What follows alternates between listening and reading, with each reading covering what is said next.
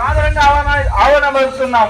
మీ అందరికి కూడా ధన్యవాదాలన్నా. స్వీకారం చేసి అక్క మళ్ళొక్కసారి మీ అందరినీ కలిసి ధన్యవాదాలు చెప్పిపోదామని చెప్పి మత్తల్ పట్టణానికి రావడం జరిగింది.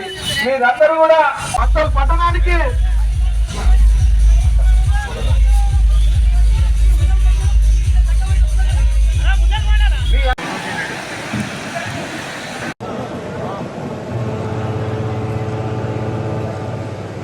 అన్నగారు ఇప్పుడు రాష్ట్ర భారతీయ జనతా పార్టీ నాయకులు.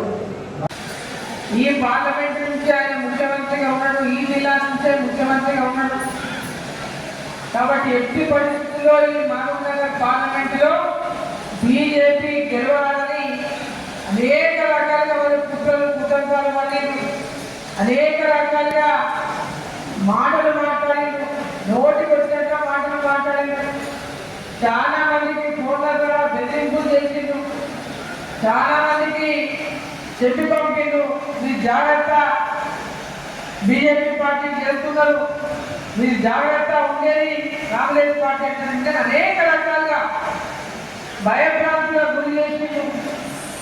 కొడంగల్ నియోజకవర్గంలో కూడా ఇక్కడ కార్యకర్తల్ని పెద్ద ఎత్తున మన పార్టీలో చేరినటువంటి కార్యకర్తల్ని చేసిన వాళ్ళు కూడా పెద్ద ఎత్తున వాళ్ళు భయభ్రాంతులకు గురి చేసిన భయపెట్టిన 7 మంది ఎమ్మెల్యేలు కాంగ్రెస్ పార్టీ ఎమ్మెల్యేలు ఉన్న 7 నియోజకవర్గాల్లో భారతీయ జనతా పార్టీ నాయకులు కార్యకర్తలు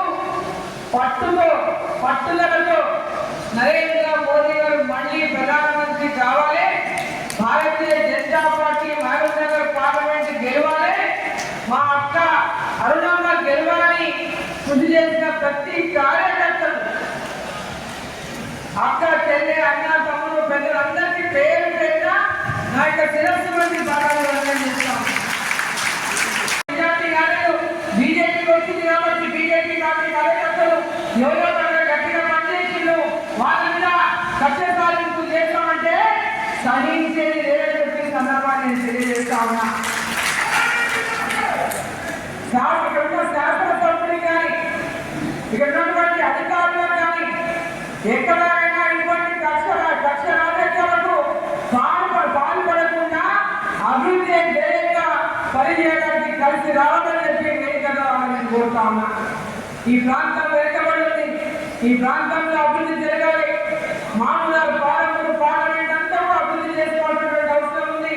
రైలు మార్గాలు కానీ రోడ్డు మార్గాలు కానీ అదేవిధంగా విద్య పరంగా కానీ వైద్య పరంగా కానీ ఉపాధి పరంగా కానీ ఈరోజు ఇక్కడ ప్రతి ఒక్క అంశంలో సాగునీటి పరంగా కానీ అన్ని రంగాలు ఆరంభ సెంటర్లో పనులు ఎక్కడికక్కడే ఉన్నాయి.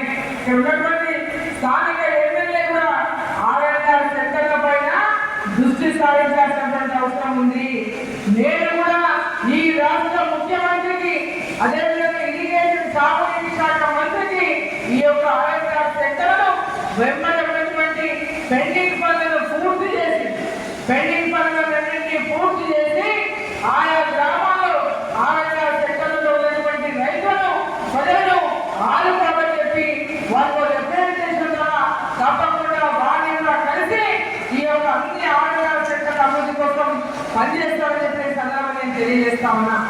అసలైన తొలి వెలుగు. ఫాలో వాట్సాప్ @తొలి వెలుగు official.